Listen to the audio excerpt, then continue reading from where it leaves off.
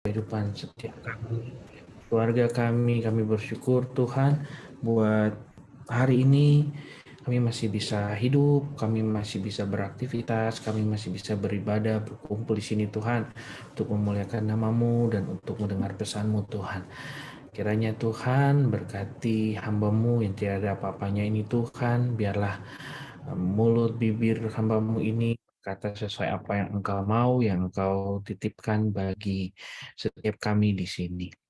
Terima kasih banyak Tuhan untuk segala sesuatunya. Kami minta Tuhan kuduskan, layakan, dan ampuni segala salah dan dosa kami Tuhan. Dan kami siap untuk mendengar berita firman-Mu dan kami siap hati kami Bapak. Terima kasih banyak Tuhan. Dalam nama Tuhan Yesus kami berdoa dan mengucap syukur. Haleluya. Amin.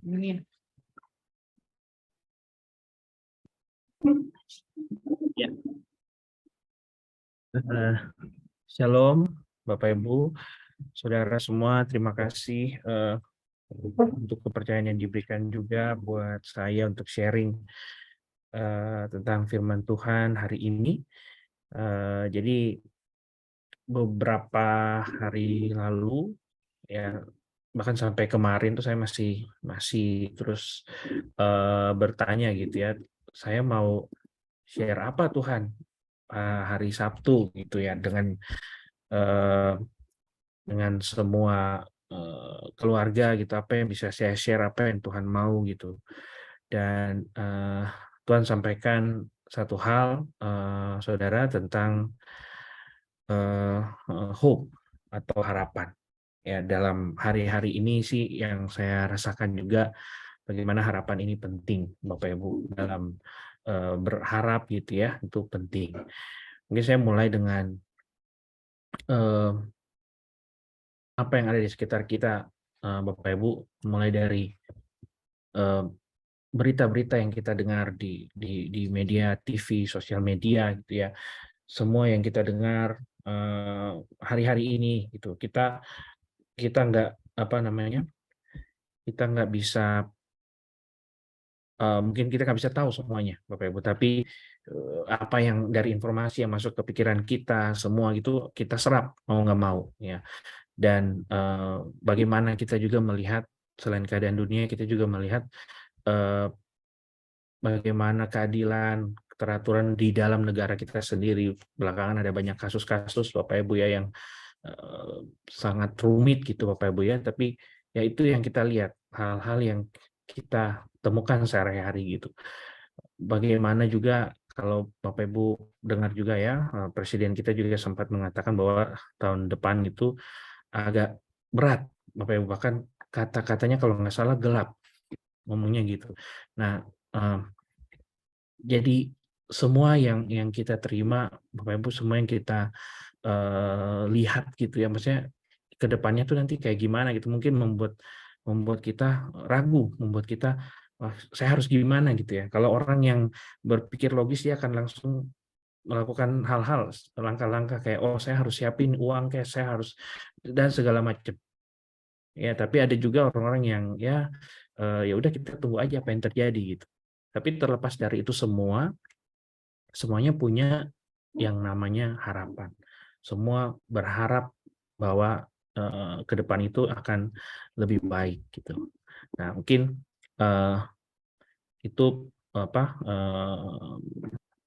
yang saya sampaikan terkait harapan. Nah, mungkin di pembacaan kita hari ini saya mengambilnya dari kitab Roma, Roma 8 ayat 18 sampai ayatnya yang ke-30 Bapak Ibu ya. Jadi Roma 8 ayat 18 sampai 30 saya bacakan. Judul perikopnya adalah pengharapan anak-anak Allah. Ya, ayat 18, sebab aku yakin bahwa penderitaan zaman sekarang ini tidak dapat dibandingkan dengan kemuliaan yang akan dinyatakan kepada kita. Sebab dengan sangat rindu seluruh makhluk menantikan saat anak-anak Allah dinyatakan. Karena seluruh makhluk telah ditaklukkan kepada kesia-siaan, bukan oleh kehendaknya sendiri, tetapi oleh kehendak Dia yang telah menaklukkannya. Tetapi dalam pengharapan, karena makhluk itu sendiri juga akan dimerdekakan dari perbudakan, kebinasaan, dan masuk ke dalam kemerdekaan, kemuliaan anak-anak Allah. Sebab kita tahu bahwa sampai sekarang segala makhluk sama-sama mengeluh dan sama-sama merasa sakit bersalin. Dan bukan hanya mereka saja, tetapi kita yang telah menerima karunia sulung, roh, kita juga mengeluh dalam hati kita sambil menantikan pengangkatan sebagai anak, yaitu pembebasan tubuh kita. Sebab kita diselamatkan dalam pengharapan. Tetapi pengharapan yang dilihat bukan pengharapan lagi, sebab bagaimana orang masih mengharapkan apa yang dilihatnya, bagaimana orang masih mengharapkan apa yang dilihatnya. Tetapi jika kita mengharapkan apa yang tidak kita lihat, kita menantikannya dengan tekun. Demikian juga roh membantu kita dalam kelemahan kita, sebab kita tidak tahu bagaimana sebenarnya harus berdoa. Tetapi roh sendiri berdoa untuk kita kepada Allah dengan keluhan-keluhan yang tidak terucapkan. Dan Allah yang menyelidiki hati nurani mengetahui maksud roh itu, yaitu bahwa ia sesuai dengan kehendak Allah berdoa untuk orang-orang kudus. Kita tahu sekarang bahwa Allah turut bekerja dalam segala sesuatu untuk mendatangkan kebaikan bagi mereka yang mengasihi Dia, yaitu bagi mereka yang terpanggil sesuai dengan rencana Allah, sebab semua orang yang dipilihnya dari semula, mereka juga ditentukannya dari semula untuk menjadi serupa dengan gambaran anaknya, supaya ia, anaknya itu, menjadi yang sulung di antara banyak saudara. Dan mereka yang ditentukannya dari semula, mereka itu juga dipanggilnya, dan mereka yang dipanggilnya, mereka itu juga dibenarkannya. Dan mereka yang dibenarkannya, mereka itu juga dimuliakannya. Amin, Bapak Ibu ya. Jadi,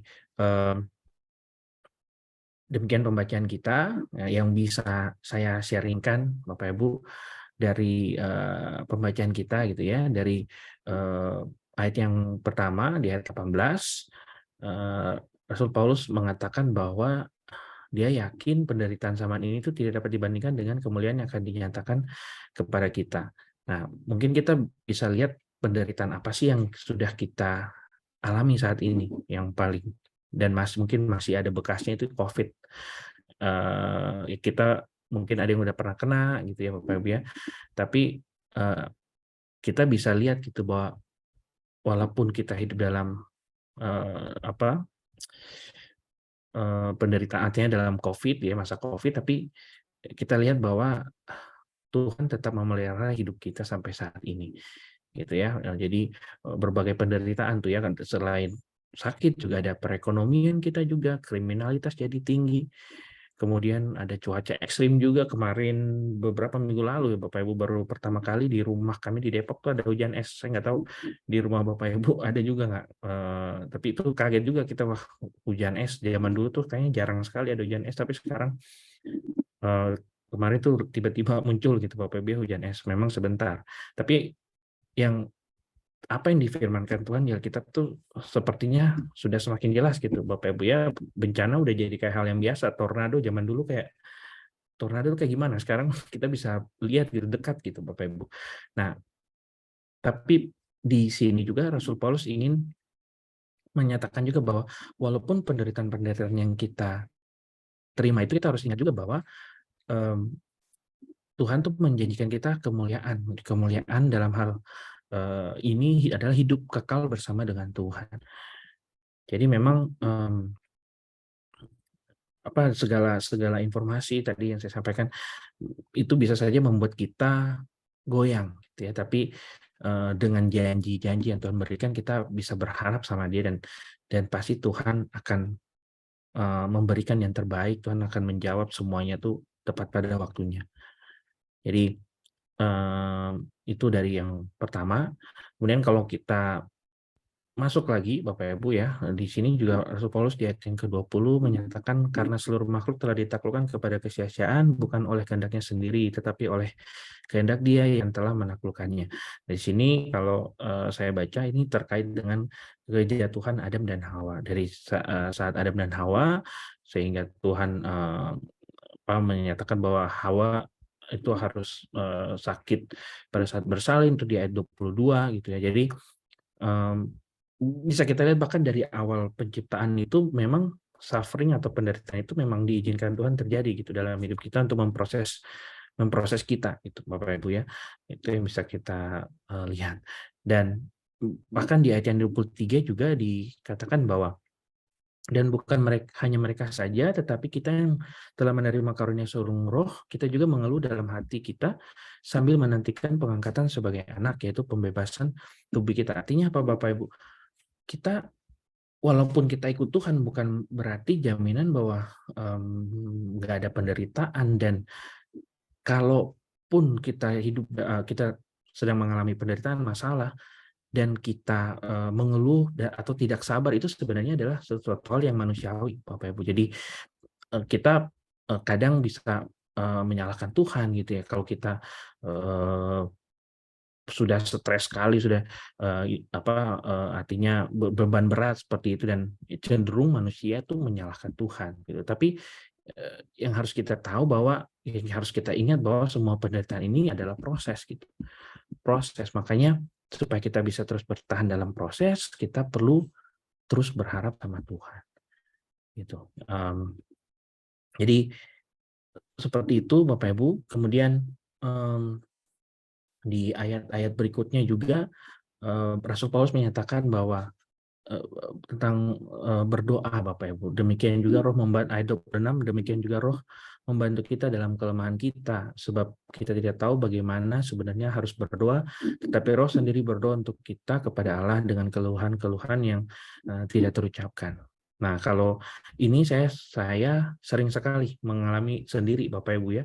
Kadang berdoa, kita berdoa tutup mata tapi nggak ada kata-kata yang keluar. Yang keluar hanya air mata Bapak Ibu. Kadang mau ngomong apa gitu, sangat punya masalah dan sebagainya, ada kadang kita dijahatin sama orang, kadang kita dicurangin gitu, dan kita kadang nggak bisa gitu ngomong ke Tuhan. Yang kita bisa cuman dia datang, berdoa tutup mata, dan kadang menangis Bapak. Nah, satu hal yang saya tahu, saya yakin juga bahwa dalam hal kita berdoa atau kita berbicara dengan Tuhan juga kadang memang nggak perlu kata-kata yang indah gitu, nggak perlu untayan kata yang puitis yang segala macam. Bahkan saat kita diam, air mata kita keluar, Tuhan sudah tahu hati kita.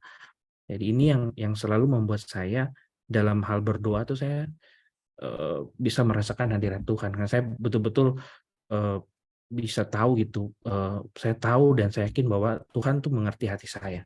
Jadi dalam setiap kali saya berdoa, saya pasti mengutarakan dengan hati. Saya selalu jujur dengan Tuhan. Ya, dan itu dibantu oleh Roh Kudus seperti itu Bapak. Jadi kita berdoa ya, tapi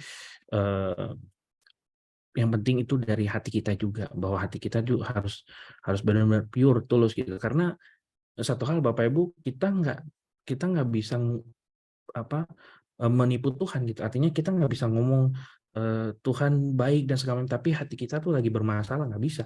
Karena Tuhan tahu sebenarnya kita lagi ada masalah. Jadi kalau saya biasanya tuh seperti itu, saya jujur aja, Tuhan saya lagi pusing, lagi stres, saya akan jujur semuanya sama Tuhan. Dan saya berserah, saya berharap Tuhan turun tangan gitu Bapak ya dalam setiap doa yang selalu saya naik. Nah, jadi dengan harapan juga Bapak Ibu ya, di ayat yang ke-28 itu juga sebenarnya bentuk dari di situ ada campur tangan Tuhan juga ya. Kita tahu sekarang bahwa Allah turut bekerja dalam segala sesuatu untuk mendatangkan kebaikan bagi mereka yang mengasihi Dia, yaitu bagi mereka yang terpanggil sesuai dengan rencana Allah. Nah, di sini saya lihat dua hal Bapak Ibu ya. Pertama, Allah turut bekerja dalam segala sesuatu. Artinya apapun yang terjadi dalam hidup kita, mau saat kita turun, saat kita naik, itu ada campur tangan Tuhan gitu. Kalau memang kita mengizinkan Tuhan untuk terus hidup dengan kita gitu, kita izinkan. Karena pasti Tuhan juga bukan Tuhan yang memaksa gitu Bapak Ibu. Artinya yang saya pelajari, yang saya tahu bahwa kalau kita nggak buka hati buat Tuhan ya susah juga buat Tuhan untuk campur tangan, karena ya Tuhan menghargai kehendak bebas yang kita punya. gitu. Jadi Tuhan pasti turut bekerja kalau kita bersama dengan Tuhan. Tuhan turut bekerja dalam segala hal. Saya mengalami banyak hal, Bapak Ibu. Kadang kita dimanapun ya kita punya masalah, kadang kita pikir kenapa sih harus saya yang dapat masalah ini gitu. Tapi setelah dipikir nanti 1 tahun 2 tahun berikutnya baru saya flashback lagi, oh iya ya kalau dulu saya nggak kena masalah ini saya nggak belajar ini dan saya nggak bisa ini gitu. Nah artinya kita harus bisa mengizinkan proses yang terjadi dalam hidup kita, dan yang penting kita pegang bahwa oh walaupun ini ada proses, kita yakin bahwa Tuhan itu bersama dengan kita. Itu Bapak Ibu ya. Jadi itu yang saya dapatkan. Kemudian ya yang selalu juga mungkin ada orang-orang yang punya pemahaman bahwa kalau kita ikut Tuhan, hidup kita diberkati, hidup kita akan terus bahagia. Nah, kalau kita ada masalah, kita tinggal datang ke Tuhan, terus nanti tiba-tiba masalah selesai. Kalau saya agak berbeda tuh ini, karena saya tahu bahwa Tuhan itu beda sama dukun. Kalau kalau kita ke dukun, kita datang, kita minta sesuatu, nanti diapa-apain, terus tiba-tiba nanti ada hasilnya. Gitu. Tapi Tuhan kita bukan Tuhan yang begitu. Tuhan kita tuh mengizinkan penderitaan, mengizinkan kita untuk bisa berharap sama Dia, supaya dalam kita berharap sama Dia, kita diizinkan untuk melewati setiap proses yang ada. Karena di setiap proses yang kita lewatin, maka nilai kelas kita kan meningkat gitu. Artinya kita dapat belajar hal yang baru, kita punya pemahaman yang berbeda gitu Bapak Ibu. Jadi itu yang membedakan kita dengan praktek perdukunan seperti itu. Jadi artinya saya percaya bahwa dalam masalah pun kita memang harus berserah sama Tuhan, tapi kita juga harus bekerja, harus melakukan sesuatu. Artinya kita nggak bisa cuman diam berdoa sama Tuhan gitu ya, terus nggak ngapa-ngapain. Nah itu mungkin nggak tepat juga, karena di ayat ini juga Tuhan Rasul Paulus bilang Tuhan bekerja dalam segala sesuatu untuk mendatangkan kebaikan bagi mereka yang mengasihi Dia, dan yaitu bagi mereka yang terpanggil sesuai dengan rencana Allah. Artinya ya kita selain berdoa berserah, kita tahu Tuhan turut bekerja, tapi kita juga harus tetap dalam koridornya Tuhan. Artinya kita harus tetap jalan walaupun tersiap-siap, tapi ini jalan yang Tuhan tentukan buat kita, kita tetap harus jalan di tempat itu ya. Mungkin kayak misalnya kita di sekolah ya, adik-adik kita sekolah, kalau mau hasil yang bagus gitu, hasil ujian yang bagus gitu, ya simple sebenarnya, belajar. Karena Tuhan tidak ajarkan bahwa udah nggak usah belajar, berdoa aja sama Tuhan nanti ujiannya baik. Nggak bisa gitu, nggak kayak gitu kerjanya. Jadi memang Tuhan akan campur tangan, tapi juga Tuhan mau kita proses, kita melakukan sesuatu yang menjadi juga kewajiban kita. Nah itu yang saya pelajari. Kadang di dunia kerja juga mau misalnya mau dapat raise atau kenaikan gaji atau promosi, kita nggak bisa cuman jadi orang yang maksudnya pasif tapi berdoa gitu, nggak bisa, karena kita juga harus bekerja dengan baik, punya performance yang baik, karena di satu sisi kita dilihat juga, di satu sisi juga kita bisa menjadi berkat juga bagi yang lain gitu. Artinya kalau kita mau berbuat, kita mendapatkan hasil yang terbaik, kita harus bekerja, tapi tentu satu juga yang saya pelajari adalah kita nggak bisa juga maksain apa yang kita mau sama Tuhan. Saya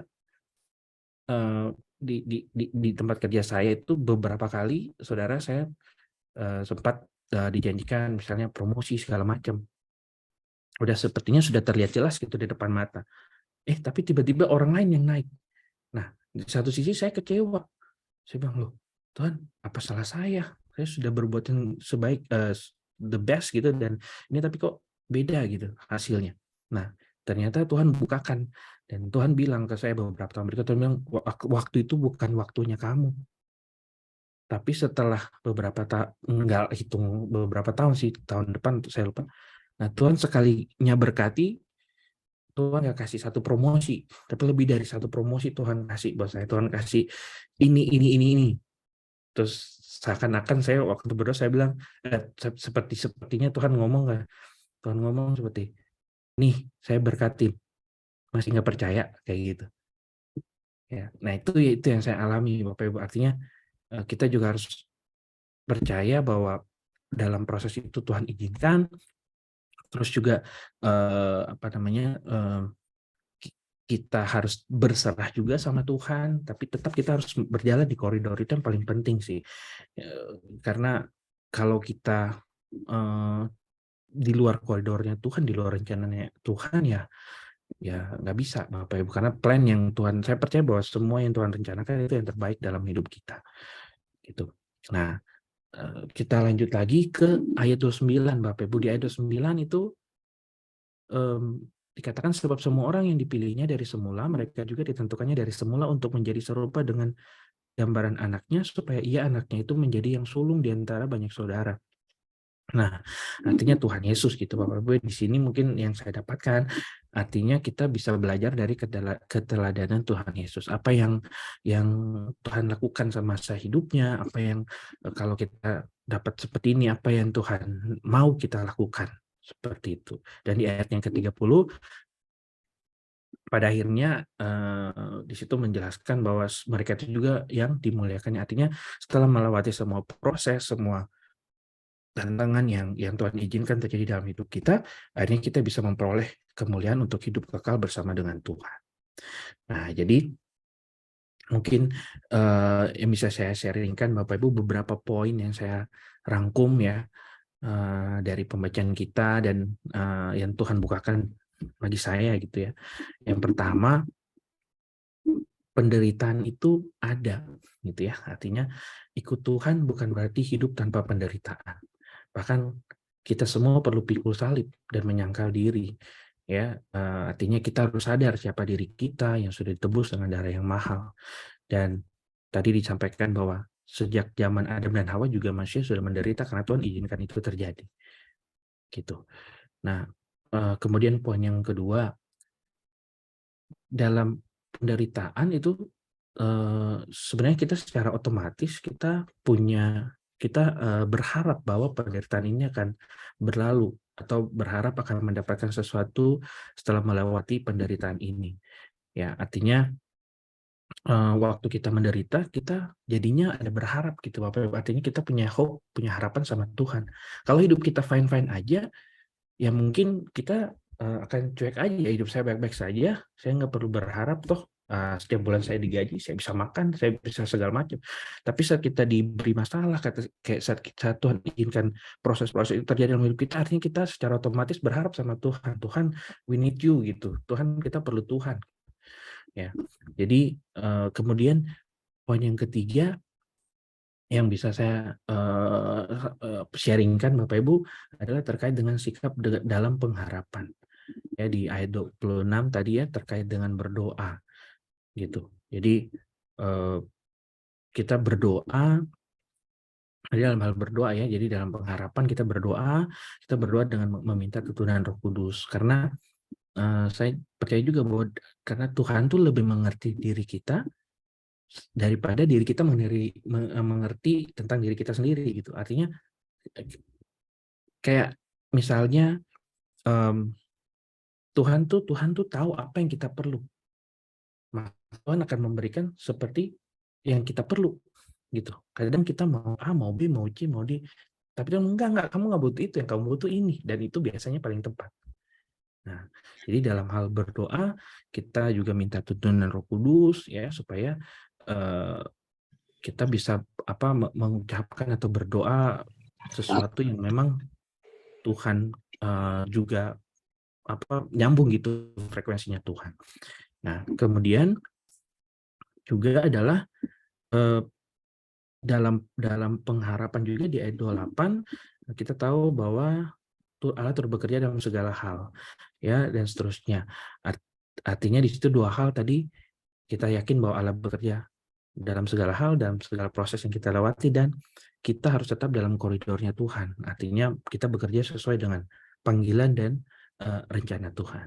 Kemudian yang terakhir dalam pengharapan di ayatnya 29, sebab semua orang yang dipilihnya dari semula, mereka juga ditentukannya dari semula untuk menjadi serupa dengan gambaran anaknya, supaya ia anaknya itu menjadi yang sulung di antara banyak saudara. Itu yang tadi saya sampaikan, bahwa kita dalam pengharapan kita harus mengikuti teladan Tuhan Yesus.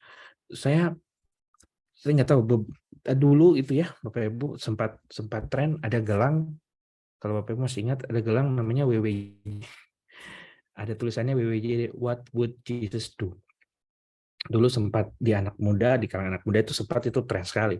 Artinya gelang itu mengingatkan kita dalam kita menghadapi sesuatu, kita berpikir gitu, kalau Tuhan Yesus di posisi kita, Tuhan ngapain gitu. Jadi kita bisa bertindak tuh sesuai yang Tuhan mau. Gitu. Jadi poinnya itu Bapak Ibu, jadi dalam kita berharap, kita berdoa minta turunan Roh Kudus, terus kita juga bekerja dalam koridornya Tuhan, dan kita mengikuti teladan Tuhan Yesus.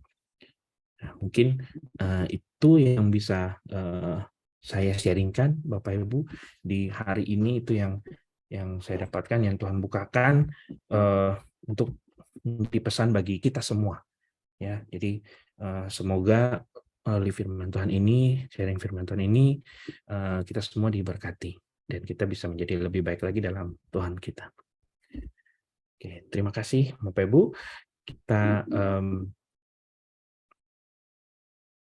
tutup dalam doa ya Bapak Ibu. Tuhan Yesus, Bapa yang baik, terima kasih banyak Tuhan untuk waktu ini. Terima kasih Tuhan untuk momen ini Tuhan. Terima kasih untuk firman-Mu. Terima kasih untuk pesan-Mu yang Engkau mau hamba sampaikan buat setiap kami di sini.